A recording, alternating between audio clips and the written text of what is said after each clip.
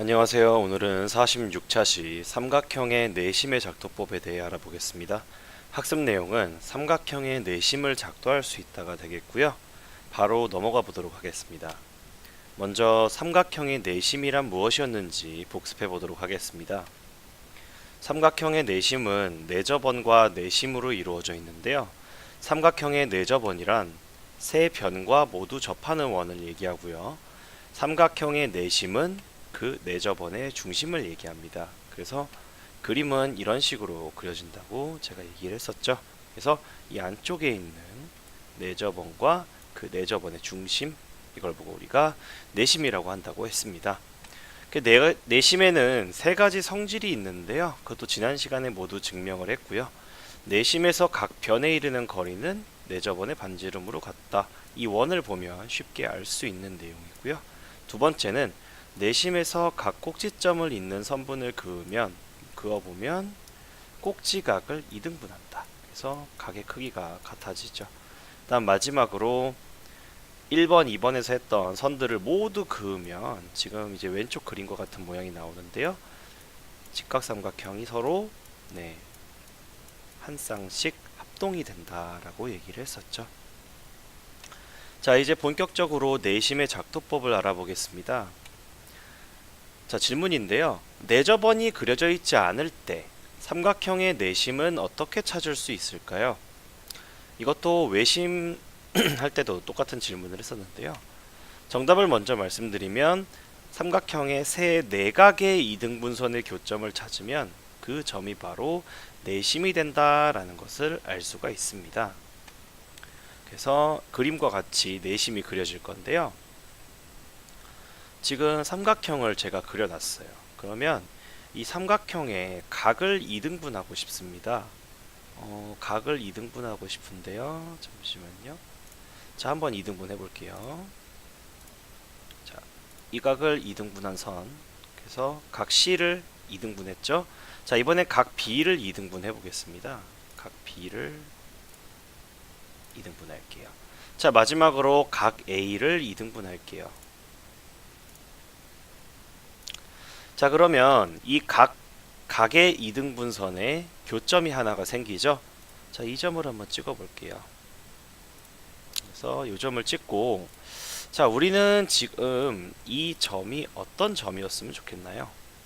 이 점이 내심이었으면 좋겠죠. 자, 그러면 내심이 맞는지 확인을 하려면 내심의 정의로 돌아가 봐야겠죠. 내심이란 내저번의 중심이었고, 그러면 내저번은 뭐예요? 내저번이란 각 변에 이르는 거리가 모두 같고 삼각형의 세 변과 접하는 원을 얘기했었죠. 자, 그러면 내심이 맞는지 한번 알아봅시다. 자, 일단 이등분선은 지우고요.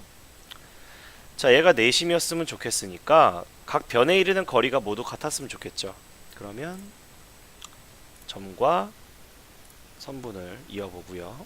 또 점과 선분을 이어보고 점과 선분을 이어보겠습니다. 지금 하나, 둘, 세 개 각 변과 만나는 점을 찍고 각도를 재보면 너무나 당연하게 모두 몇 도가 되겠어요? 모두 90도가 되겠죠. 왜냐면 중학교 1학년 때 배웠지만 선분 밖의 점과 선까지의 거리는 수선을 내렸을 때 그 수선의 길이라고 얘기를 했었죠. 자, 그러면 원을 한번 그려볼게요. 지금 중심을 이 점으로 하고, 자, 어떻게 됐죠?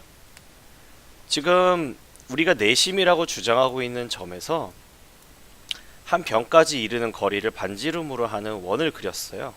그랬더니 어때요? 변과 만나는 세 개의 점을 모두 지나고 있죠. 즉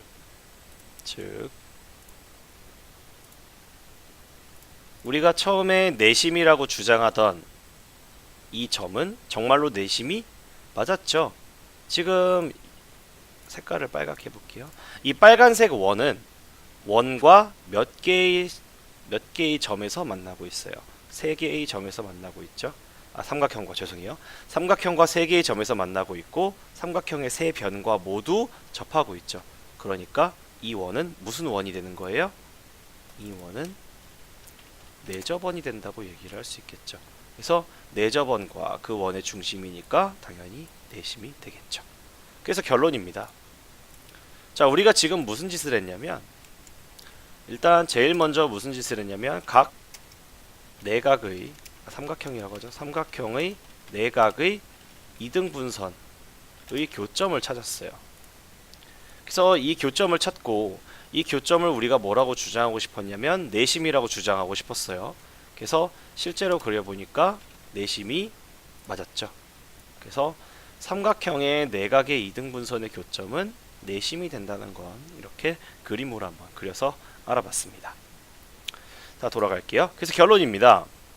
삼각형의 세 내각의 이등분선의 교점을 찾으면 그 점이 바로 내심이 된다는 거 직접 그림으로 보이기도 했고요. 그래서 내심의 작도법은 이렇게 세 내각의 이등분선을 그리면 되겠습니다.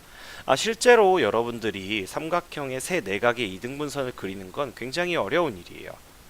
왜냐면 각도를 재야 되고 그 각의 딱 절반만큼의 각도를 이루는 선을 또 그려야 되거든요. 그래서 직접 그리라고 시키지는 잘 않을 거예요. 하지만 문제에서 삼각형의 내각의 이등분선이 나온다면 뭐와 관련된 문제겠어요? 내심과 관련된 문제겠죠. 자, 여기까지 내심의 작도법에 대해 알아봤고요. 다음 내용 넘어가겠습니다. 자, 다음 내용은 내심의 성질 중에 한 가지인데 내심의 성질을 활용한 것 중에 한 가지예요. 굉장히 문제로 자주 출제가 되고요. 그래서 어떤 내용인지 한번 보겠습니다. 정리입니다. 내접원의 반지름을 R, 삼각형의 세 변의 길이를 각각 A, B, C라고 하면 삼각형의 넓이는 2분의 1 곱하기 R 곱하기 A 더하기 B 더하기 C. 그래서 이렇게 삼각형의 넓이를 구하는 새로운 방법을 배울 수가 있었는데요. 이제 설명을 하기 전에 이 증명 과정에서 어떠한 것들이 쓰이는지 한번 보겠습니다. 증명의 포인트는 삼각형 ABC, 천천히 한번 설명해 볼게요. 이 큰 삼각형, 우리가 구하고 싶은 삼각형이죠. 이 큰 삼각형의 넓이는 AIB, 이 작은 삼각형과 AIC, 이 작은 삼각형, 그 다음에 마지막 BIC, 이 작은 삼각형, 이 세 가지의 합으로 이루어진다 라는 것 첫 번째 포인트고요. 그 다음 두 번째 포인트입니다. 두 번째 포인트는 이 작은 색이 아니고요. 이 작은 삼각형을 보면 이 작은 삼각형의 밑변을 C라고 하면 높이가 R이 됩니다. 이 R이 뭐예요? 내접원의 반지름이죠. 이걸 이용해서 증명하겠습니다. 자, 한번 증명해 볼게요. 자, 일단 이 1번 큰 삼각형은 작은 삼각형 3개의 합이다 라는 거는 얘기했다고 치고 바로 다음으로 넘어가겠습니다. 자, 이 작은 삼각형 AIC의 넓이를 구해보면 밑변은 C, 높이는 R, 그러니까 마지막에 2분의 1까지 곱해줘야겠죠. 자, 이러면 삼각형 AIB의 넓이를 구한 거예요. 자, 그럼 색깔을 바꿔서 자, 이번엔 AIC 이 작은 삼각형의 넓이를 구할 겁니다. 밑변의 길이는 B가 될 거고요. 높이는 R, 똑같이 2분의 1, 삼각형의 넓이는 밑변 곱하기 높이 곱하기 2분의 1이죠. 자, 그러면 AIC도 구했어요. 마지막 BIC 구해봅시다. BIC는 파란색으로 해볼까요? 자, BIC입니다. BIC는 밑변의 길이는 A, 높이는 똑같이 R 곱하기 2분의 1. 그래서 BIC를 구했어요. 자, 이 세 개를 다 더해야 우리가 원하는 ABC의 넓이가 되죠. 그래서 ABC의 넓이는 이 세 개를 우리가 구한 이 세 개를 모두 더해주면 됩니다. 해보죠. 그러면 자, 2분의 1 R 묶을 거예요. 지금 보면 잠깐 표시를 해볼게요. 이 맨 위에도 2분의 1 곱하기 R이 있어요. 두 번째에도 2분의 1 곱하기 R이 있고 세 번째에도 2분의 1 곱하기 R이 있어요. 그래서 2분의 1 곱하기 R로 모두 묶어줄 겁니다. 모두 묶으면 괄호 열고 C, B, A.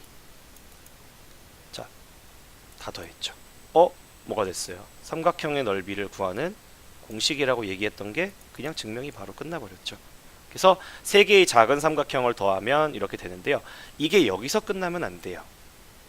네, 이게 여기서 끝나면 안 돼요. 증명은 굉장히 쉽지만 그게 끝이 아닙니다. 자, 여기서 추가 설명입니다. A, B, C를 한번 볼게요. 지금 이 A 더하기 B 더하기 C를 한번 볼 거예요. 굉장히 중요합니다. 여기서는 A 더하기 B 더하기 C라고 했지만 이걸 다른 말로 뭐라고 할 수 있을까요? 그림을 자세히 보세요. A, B, C가 있어요. 이걸 다 더했어요. 이게 무슨 의미죠? 네, 눈치채신 분들도 있을 거예요. A, B, C를 다 더한 건 결국 뭐가 돼요? 삼각형의 둘레 길이가 됩니다. 그래서 업그레이드하면 이렇게 됩니다. 삼각형의 넓이는 여러분들이 익히 알고 있는 밑변 곱하기 높이 곱하기 2분의 1도 되지만 2분의 1 곱하기 내저번의 반지름, 우리가 이걸 뭐라고 부르죠? 여기서 R이라고 부르죠. 그 다음에 오른쪽에 보면 A 더하기 B 더하기 C 대신에 뭐라고 써 있어요? 그렇죠. 삼각형의 둘레 길이입니다. 그래서 이 삼각형의 둘레 길이라는 말로 대신할 수가 있어요. A 더하기 B 더하기 C는. 그래서 내신과 관련된 문제 중에서 조금 난이도가 올라가면 이제 이런 문제도 나올 수 있다는 거 알아두시기 바랍니다. 자, 여기까지 46차 시 내심에 관련된 수업이 마무리가 됐고요.